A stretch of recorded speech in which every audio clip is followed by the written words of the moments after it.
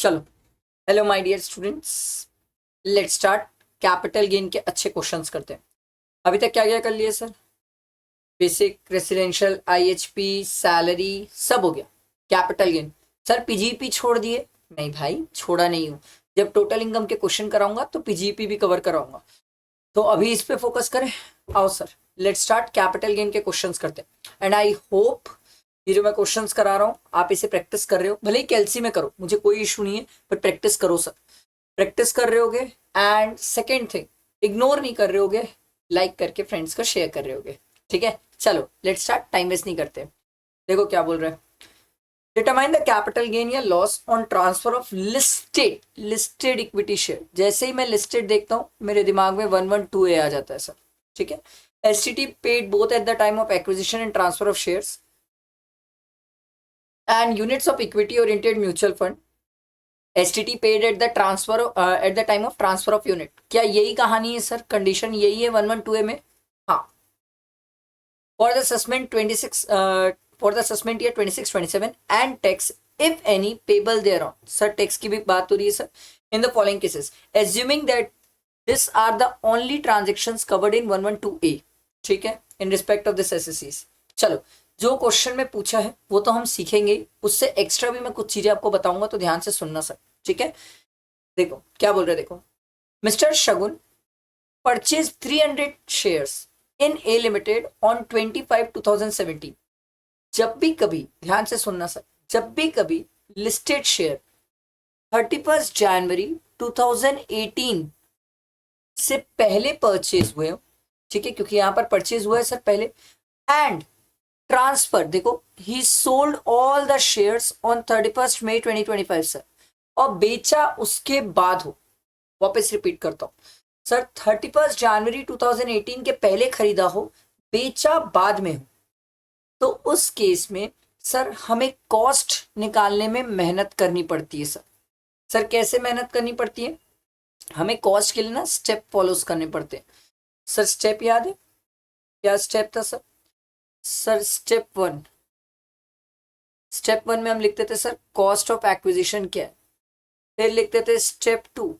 Step 2 में first आता है sir fair market value on 31 जनवरी 2018, और दूसरा होता है सर सेल कंसिडरेशन। इन दोनों में विच एवर इज लोअर, ये जो लोअर वाली वैल्यू आती है इसको कंपेयर करते हैं अपन कॉस्ट ऑफ एक्विजिशन से। दोनों में विच एवर इज हायर, ये जो हायर वाली वैल्यू आती है वो हमारी कॉस्ट बनती है सर। ठीक है, तो ये सबसे इंपॉर्टेंट है। पहले तो ये समझो सर, कभी भी क्वेश्चन में 31 जनवरी 2018 के पहले परचेज किया, बेचा बाद में हो, लिस्टेड हो, एसटीटी पेड हो, तो हमें इस कॉस्ट के लिए निकालने के लिए ये मेहनत तो करनी पड़ेगी। एक स्टूडेंट का सिंपल क्वेश्चन ये, सर एक बात बताओ, मान लो अगर परचेज भी 31 जनवरी 2018 के बाद किया हो, बेचा भी बाद में हो, तब भी क्या ऐसे कॉस्ट के लिए मेहनत करोगे? नो। अगर बाद में ही खरीदा बाद में ही बेचा तो उस केस में तो जो कॉस्ट दी होगी वही कॉस्ट ले लेंगे सर। बात समझ आई? बात समझ आई? अब स्टूडेंट बोला सर मान लो 31 जनवरी 2018 के पहले खरीदा पहले ही बेचा। ए भाई, तो एग्जाम में क्यों आएगा? हम प्रीवियस ईयर 25-26 का कर रहे हैं, 18-19 में बेच दिया होगा तो एग्जाम में क्यों आएगा? ठीक है, थोड़ा सा लॉजिकली भी सोचो। ठीक, तो चलो थोड़ी मेहनत करते हैं सर। अब अगर मैं वही स्टेप फॉलो करूं, ठीक है, और उस स्टेप के बेसिस में अगर मैं कॉस्ट निकालने जाऊं, तो हमारे सामने दिक्कत किस चीज की पता है? कि ये 31 जनवरी 2018 की हमें 3 प्राइस दिया हुआ है सर। हाईएस्ट प्राइस है, एवरेज प्राइस है और लोएस्ट प्राइस है। तो हमें कौन सी वाली चीज को फेयर मार्केट वैल्यू में लेना है?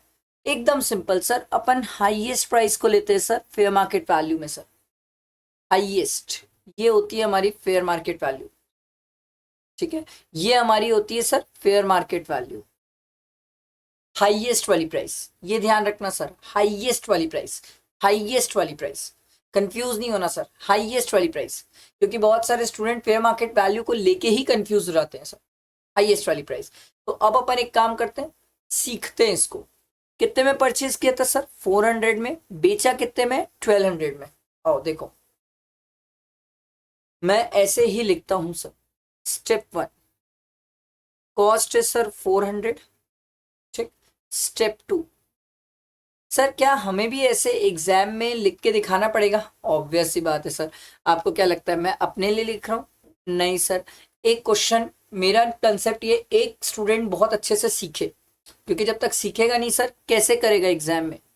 ये दोनों में विच एवर इज लोअर, कितना आ जाएगा सर? 700। इसको कंपेयर करेंगे 400 से, दोनों में विच एवर इज हायर। तो हायर मतलब कितना हो गया? 700। तो हमारी कॉस्ट कितनी हो गई? हमारे लिए तो सबसे इंपॉर्टेंट पहले क्या था? कॉस्ट। तो हमारी कॉस्ट कितनी हो गई? 700। अब कैपिटल गेन निकालना तो डैम इजी है सर। सर 1200 में बेचा, 700 कॉस्ट थी, और कितने शेयर है? रुको, 300 शेयर है सर। तो इंटू 300 सर, तो ये आ जाएगा सर 500 इंटू 300 सर 1,50,000। ये समझ आया कैसे हुआ? बहुत सिंपल, मतलब इससे आसान तरीके से कोई आपको नहीं बताया, ठीक। पर ये आधा क्वेश्चन हुआ है, आधा आपने पढ़ा नहीं या मुझे सुना नहीं है सर। उसने मुझसे ये भी पूछा था सर टेक्स्ट भी बता दीजिएगा, तो मैंने बोला ठीक है भाई। अब अगर टेक्स्ट की कहानी ये बनती है तो मेरे दिमाग में तो क्रिस्टल क्लियर है कि सर 112A में 1,25,000 की एग्जेम्पशन मिलती है सर। तो सर तो ये एग्जेम्प्ट हो गया, तो बचा कितना सर? 25,000। इस 25,000 में कितना परसेंट लगेगा? 12.5%। सर 3125। अब बहुत ध्यान से सुनना, जो क्वेश्चन में नहीं लिखा है वो सिखाता हूं, क्योंकि मुझे पता है इंस्टीट्यूट एक कदम आगे सोच के क्वेश्चन पूछता है एग्जाम में। पहला, सर अगर इंडिविजुअल एंड एचयूएफ है तो क्या बेसिक एग्जेम्पशन लिमिट का फायदा मिलता है? यस, आप क्लेम कर सकते हैं। सेकेंड, सर क्या 87A की रिबेट मिलती है सर अगर हम नॉर्मल प्रोविजन से चले? नो। अगर 115BAC से चले? नो। और मैं आपको बता रहा हूं एग्जाम में ये वाला पार्ट आएगा, वेरी वेरी इंपॉर्टेंट, क्योंकि ये अमेंडमेंट भी है। पिछली बार इंस्टीट्यूट ने एग्जाम में पूछा नहीं है, मुझे तो ये डेफिनेटली लगता है कि आएगा सर। आई होप क्लियर हुआ होगा। क्वेश्चन में पूछा नहीं था, मैंने आपको अपने आप से बताया सर, क्योंकि मुझे लगता है एक्स्ट्रा सीख के जाओ ज्यादा अच्छा है सर, नहीं तो फंस जाओगे। ठीक है, चलो अगर जो अभी बताया वो क्लियर हुआ होगा तो ये वाला पार्ट तो इजीली बन जाना चाहिए सर। देखो क्या बोल रहे हैं, mister Raj purchase 200 units of equity oriented fund sir, ठीक है, fund A at a cost of 550। The units were not listed at the time of purchase, ठीक है, चलेगा। इक्विटी ओरिएंटेड ट्रांसफर होने के टाइम पे एसटीटी पे होना चाहिए, खरीदते टाइम एसटीटी ना भी पे हो तो चलता है। ये कहाँ की रिक्वायरमेंट है सर? 112A की रिक्वायरमेंट है। सब्सिक्वेंटली यूनिट, अच्छा एक स्टूडेंट का एक और क्वेश्चन हो सकता है, सर मान लो अनलिस्टेड ही बेचेगा तो भी क्या 112A में कवर होगा? नहीं भाई, अगर अनलिस्टेड बेचते हैं तो फिर वो 112 में चले जाता है, ध्यान रखना। Subsequently unit of fund a were listed, लो बाद में लिस्ट भी हो गया, 1 जनवरी को लिस्ट हो गया sir, and all the units on 3rd 4th 2025 was sold for 900। ठीक है भाई, देख लो सर, खरीदा पहले बेचा बाद में, खरीदा पहले बेचा बाद में, तो कहानी क्या होगी सर? आपको फिर से दिया हुआ है सर कि 31 जनवरी 2018 की हाईएस्ट एवरेज लोएस्ट प्राइस हम क्या लेते हैं सर? हाईएस्ट प्राइस लेते हैं। और नेट एसेट वैल्यू 31 जनवरी को दी हुई है सर। नेट एसेट वैल्यू से हमें क्या करना है सर? तो अब तो आप कॉस्ट निकालना सीख गए सर। ये स्टेप 1 वाली कॉस्ट आप बेचे में कितने में है सर? ये वाला रहा 900 में और 750, तो हम सीख गए सर। अब जो स्टेप मैंने नीचे लिखवाया था उसी स्टेप को फॉलो करना है। 900 750 दोनों में which ever is lower, lower क्या हो जाएगा? 750। 750 और 550 दोनों में विच एवर इज हायर, तो हमारी कॉस्ट कितनी आ जाएगी सर? 750। अगर आप नीचे वाला स्टेप मेरे साथ बैठ के सीखे तो इस पे डाउट नहीं है, नीचे वाला स्टेप आप नहीं सीखे तो ये दिक्कत आएगा सर। ठीक, तो सर कैपिटल गेन कैसे आएगा सर? एकदम सिंपल सर, 900 माइनस 750 इंटू कितने शेयर है सर? 200 यूनिट्स है सर, तो 200 कितना आ जाएगा सर? 150 इंटू 200 सर, ये आ जाएगा सर आपका 30,000। समझ आया कैसे निकला? अगला क्वेश्चन एक स्टूडेंट का, सर ये तो पूरा 1,25,000 की एग्जामिशन में कवर हो जाएगा, तो टैक्स ही नहीं आएगा। मैं बोला परफेक्ट, क्यों आएगा, क्यों आएगा। अब कुछ छोटे छोटे डाउट और स्टूडेंट के, सर ये 1,25,000 साल भर की लिमिट है, यस। सर एग्रीगेट करके देखी जाती है, यस। ये बेसिक है।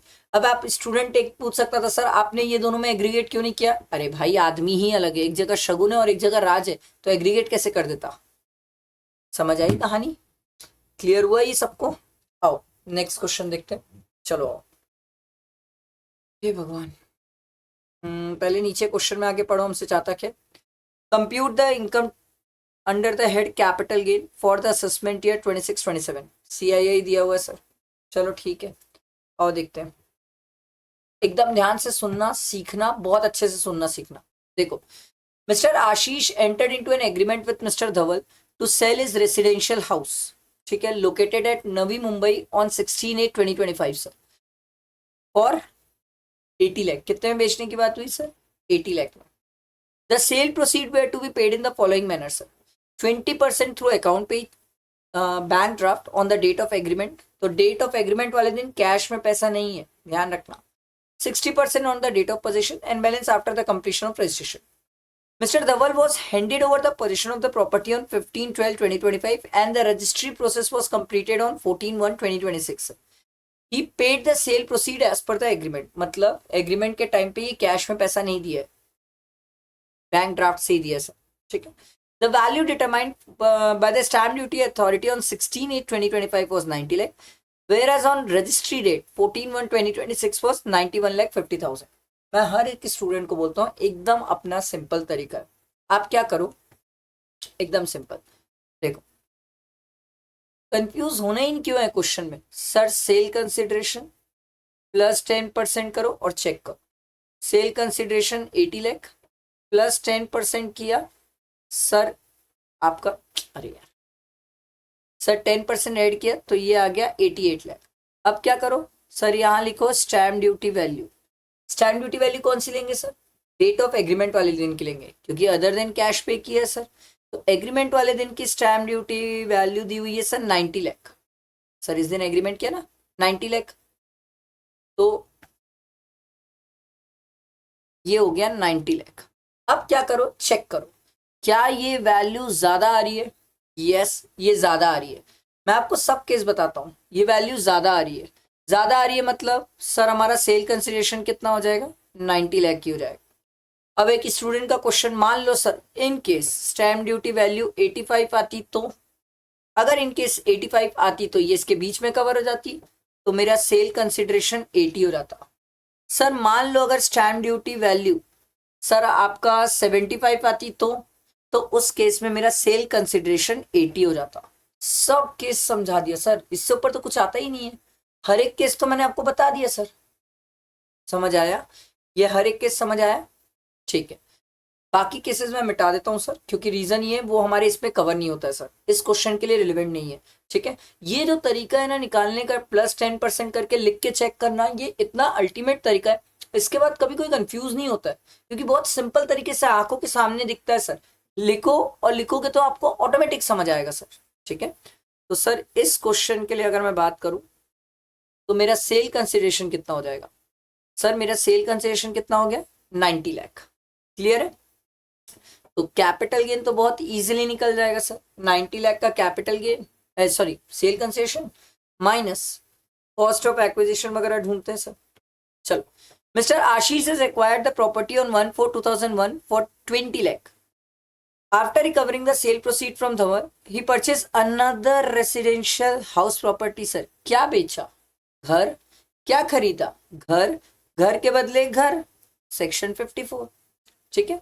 तो सर 20 लाख और 15 लाख ना, तो आओ सर यहाँ अपन सर माइनस करते हैं cost of acquisition sir 20 lakh, तो ये आ जाएगा 70 लाख, माइनस सर 54 की एग्जेम्पशन है सर 15 लाख, तो ये आ जाएगा 55 लाख। ये समझ आया। आपसे क्वेश्चन में क्या पूछा था सर, कैपिटल गेन, तो ये आपने कैपिटल गेन निकाला सर, ठीक है। अब मैं आपको इसके आगे की कहानी सिखाता हूँ, ये तो हर बच्चा एग्जाम में करके आएगा सर। अब बात ये है सर, पहला क्वेश्चन स्टूडेंट का, सर मान लो अगर इस क्वेश्चन में मुझे टैक्स निकालने बोलता तो सर कैपिटल गेन का टैक्स कैसे निकालते हैं। अब ध्यान से सुनो, क्या ये प्रॉपर्टी 23 जुलाई 2024 के पहले खरीदी गई थी? यस। क्या बेची बाद में गई है? यस। दूसरा क्वेश्चन, सर क्या ये प्रॉपर्टी इंडिविजुअल एंड एचयूएफ की है? Yes sir. तीसरा क्वेश्चन, सर क्या प्रॉपर्टी लैंड और बिल्डिंग है? यस। सर तीनों बातें सेटिस्फाई हो गई। अब तीनों बातें अगर सेटिस्फाई हो गई तो टैक्स निकालते टाइम हम लड़ाई लड़ लेंगे सर। एक तरफ आएगी निर्मला सीतारमन और एक तरफ आएगा राघव चड्ढा। निर्मला सीतारमन जी ने बोला सर कि भैया 55 लाख इसका 12.5% कर दो। सर क्वेश्चन की रिक्वायरमेंट नहीं थी, मैं आपके प्रैक्टिस के लिए कर रहा सर। 687500। और राघव चड्ढा जी बोले ना ना ना, ऐसे इतनी आसान जिंदगी तो ना चलेगी सर। राघव चड्ढा जी ने बोला नहीं, हमारा तरीका ऐसा नहीं होता। तो मैंने बोला भैया आपका तरीका क्या है? उन्होंने बोला सर 90 लाख तो सेल कंसेशन यही रहेगा, हम यहाँ इंडेक्स कॉस्ट ऑफ एक्विजिशन लेंगे जो कि हमारा है सर 20 लाख था, हाँ 20 lakh into 376 divided by 100 sir. ये माइनस करेंगे, आएगा सर, करना पड़ेगा, याद रहेगा 75.2 सर, और माइनस करेंगे 90 लाख तो ये आ जाएगा सर 14.8 लाख। ध्यान देना सर। और इसने सर 54 में नया घर खरीदा था, कितने का? 15 लाख का खरीदा था। बट सर जितना कैपिटल गेन है उससे ज्यादा एग्जेम्पशन थोड़ी ले लोगे।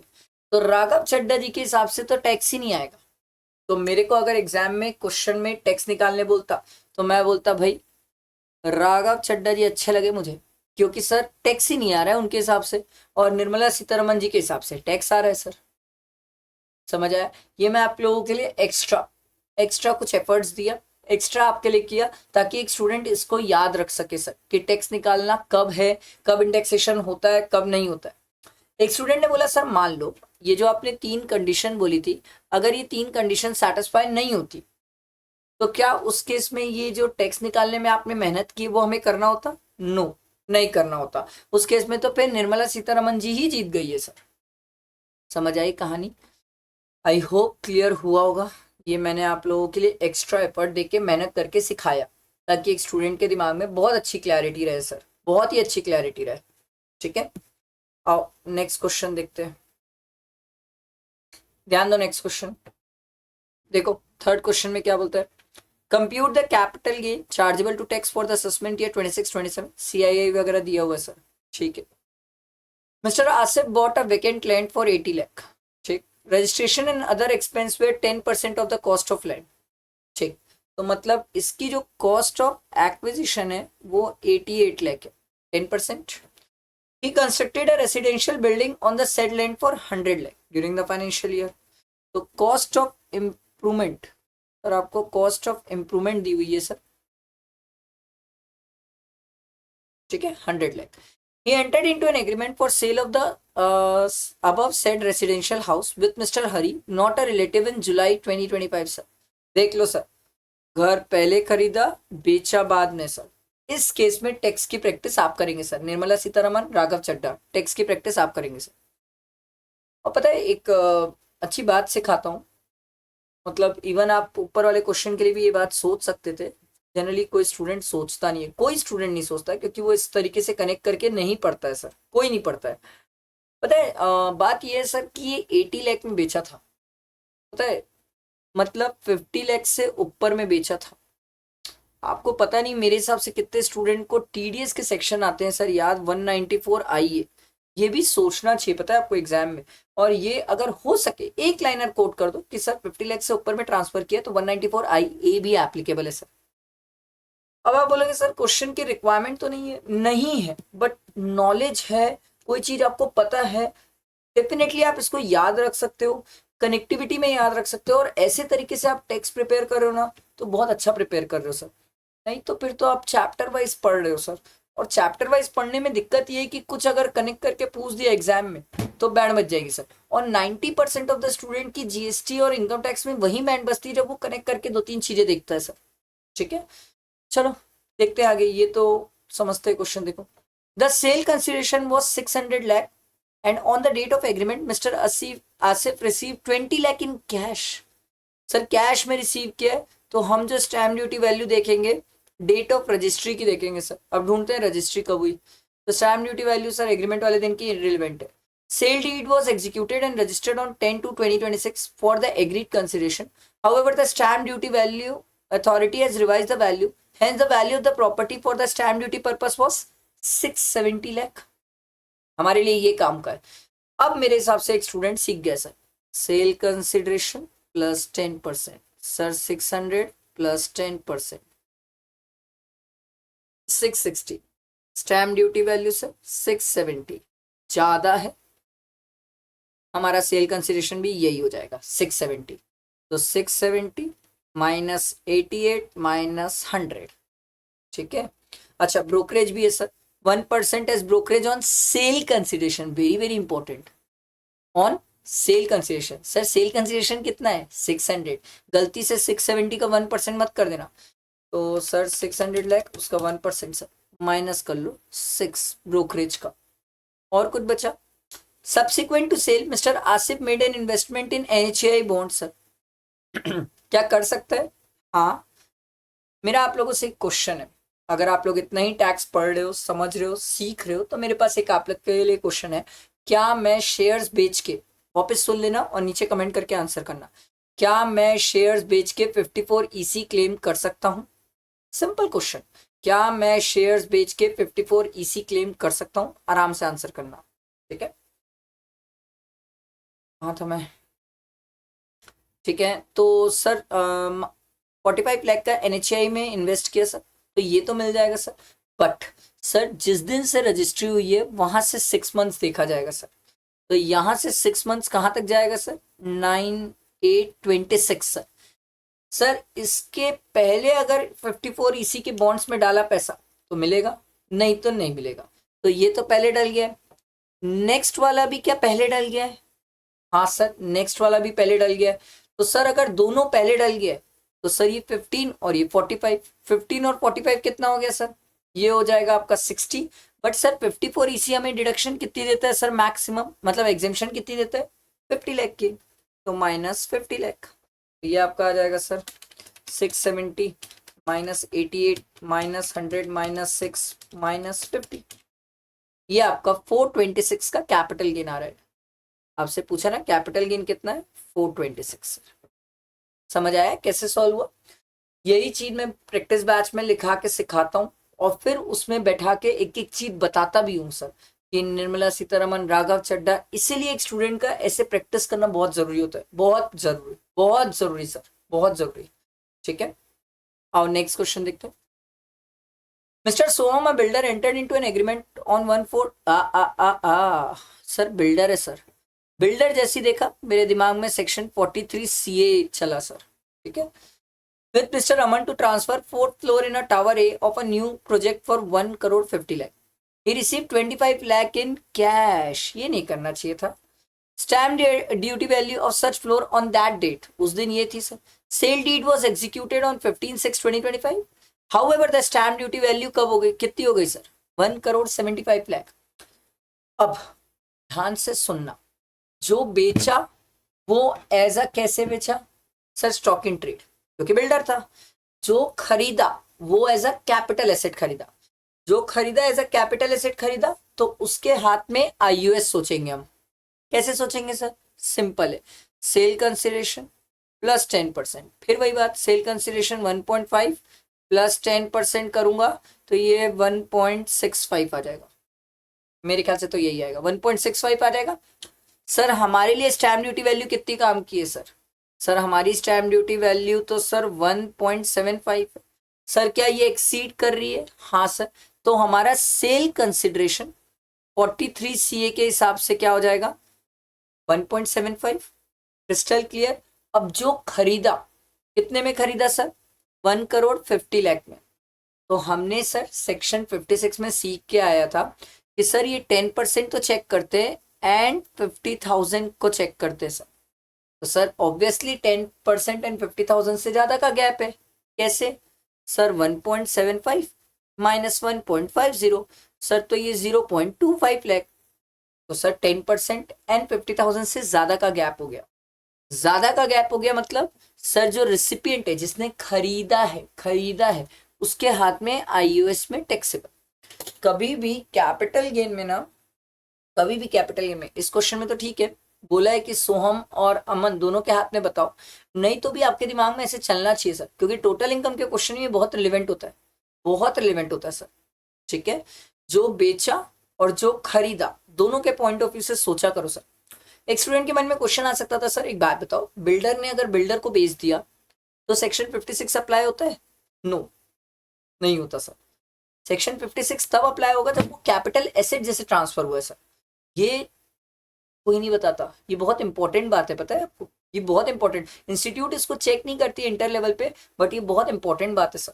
आई होप आप समझे होंगे सर। ठीक है, चलो उसके बाद नेक्स्ट क्वेश्चन देखो sir. Compute the taxable capital gain बोला है सर। ठीक है, देखो, mister Surinder furnishes the following particular for the previous year 31st March 2026. He had a residential house inherited from his father in December 2009. Fair market value of which is 13 lakh. In the year 2013-14, further construction and improvement costing 10 lakh were done. तो ये हो गया मेरा cost of acquisition, ये मेरा हो गया sir cost of improvement. ठीक है, The house was originally purchased by his father for 10 lakh. ठीक है, तो हम तो सीख क्या है सर, कॉस्ट और फेयर मार्केट वैल्यू दोनों में whichever is हायर। तो अब हमारे लिए 10 लाख इररिलेवेंट हुआ, 13 लाख हम कॉस्ट ले लेंगे sir. The house was sold for 85 lakh. ठीक है, expenditure in connection with transfer was 50,000। तो 85 lakh minus 50,000 minus 13 lakh minus 10 lakh. ठीक है, on 2012-2025 he purchase a residential house, घर बेच के घर।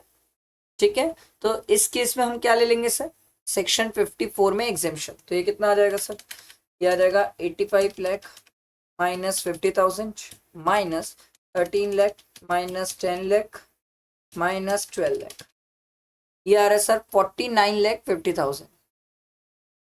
सर टैक्स निकालते टाइम वो निर्मला सीतारमन राघव चड्डा होगा? हाँ होगा, वो मेहनत आप लोग करेंगे प्रैक्टिस सीखने के लिए सर। कैपिटल गेन तो बड़ा मजेदार चैप्टर है यार, क्यों लोगों को इस चैप्टर से नफरत है मुझे नहीं पता, मेरे को तो बड़ा प्यारा लगता है चैप्टर, बड़ा मस्त है, इजी है, इंटरेस्टिंग है, मस्त है। नेक्स्ट मेरे ख्याल से प्रोबेबली ये लास्ट क्वेश्चन है, हाँ सीआईआई भी दिया हुआ है नीचे।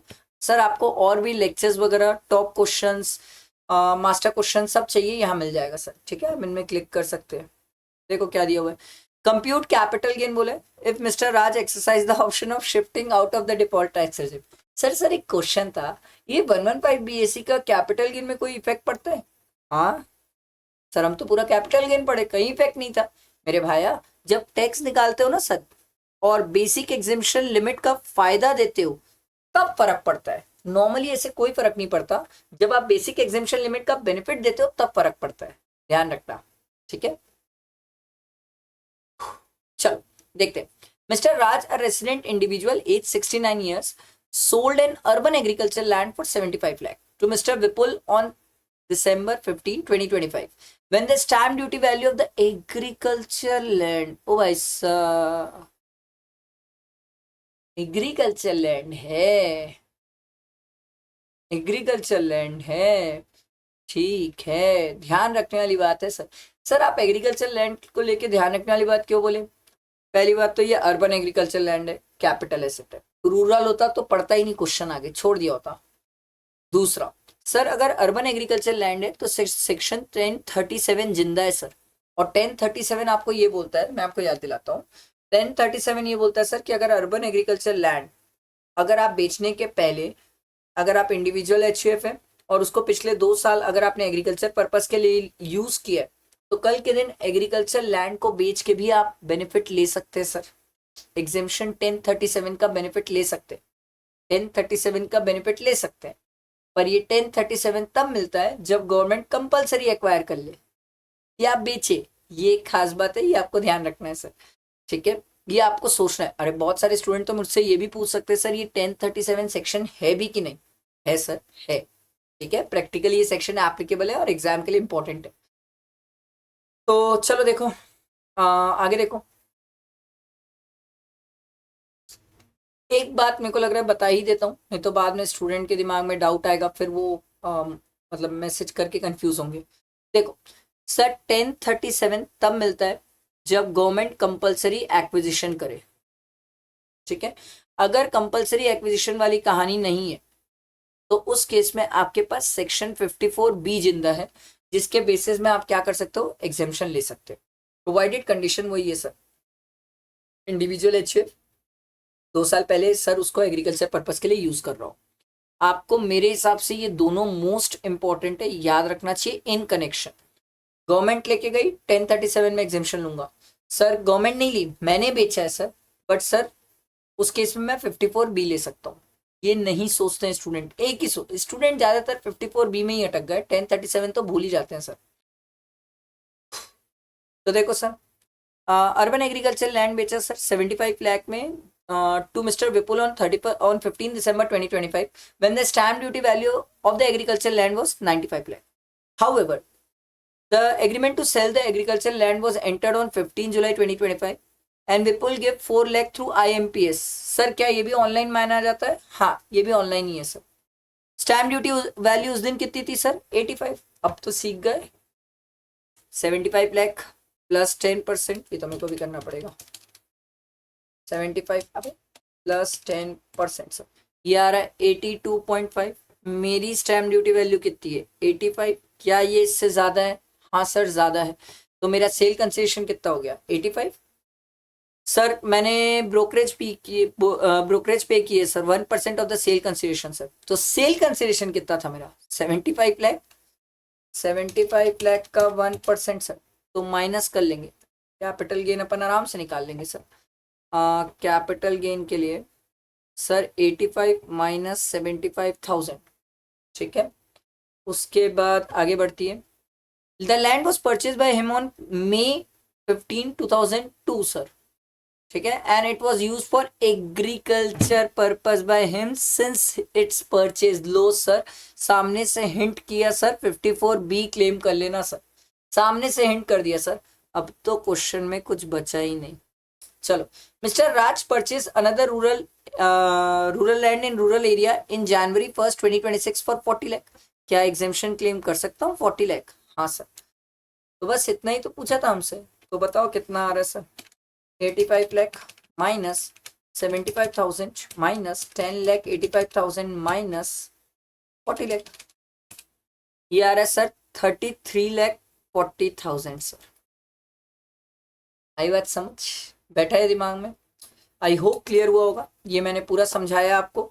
ये कैपिटल गेन हमने कंप्लीट किया सर। इसके बाद मेरे ख्याल से क्लबिंग है, IUS है और डिडक्शन है। ये क्लबिंग IUS डिडक्शन तीनों के एक साथ मिला के क्वेश्चन रहेंगे, ज़्यादातर चांसेस ये है, अलग अलग नहीं रहेंगे। और उसके बाद हमारा बचेगा सर TDS TCS। मैंने पहले भी कराया है TDS TCS, आप उसको देख सकते हैं, मैंने पहले करा चुका है, बिलीव मी मैंने पहले करा चुका है, आप उसको ज़रूर देख सकते हैं। उसके बाद फिर हमारा क्या बचेगा? उसके बाद हमारा क्या बचेगा? Total income.